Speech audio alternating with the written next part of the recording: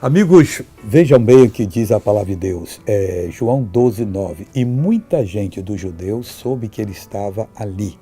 E foram não só por causa de Jesus, mas também para ver a Lázaro, a quem ressuscitara dos mortos. A curiosidade era maior do que o interesse para ver o Salvador. E muitas vezes isso atrapalha muitas pessoas, porque ao ver uma curiosidade, eles podem tropeçar. Mas quando veem Jesus falando, ensinando a palavra, eles vão levantar a cabeça e vão seguir adiante. Claro que Lázaro era a prova de que Jesus tinha autoridade, mas não bastava a palavra de Jesus, queriam ver Lázaro junto com Jesus.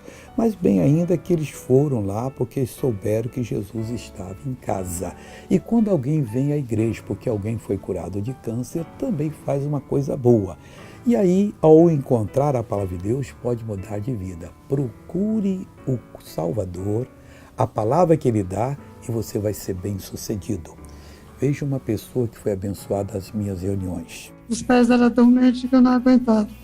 Agora só está sentindo os pés agora? Agora, depois que comecei a frequentar aqui, as suas orações, culto, bom.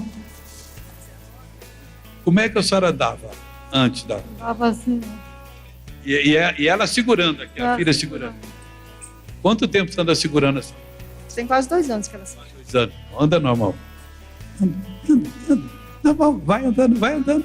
Vai andando. Está feliz a filha ali. Agora eu quero orar com você. Pai, em nome de Jesus, eu venho a Ti agora pedir por todas as pessoas que estão orando, para que elas tenham não só a curiosidade, mas a vontade de encontrar o Salvador, de receber a Tua palavra e de serem abençoadas.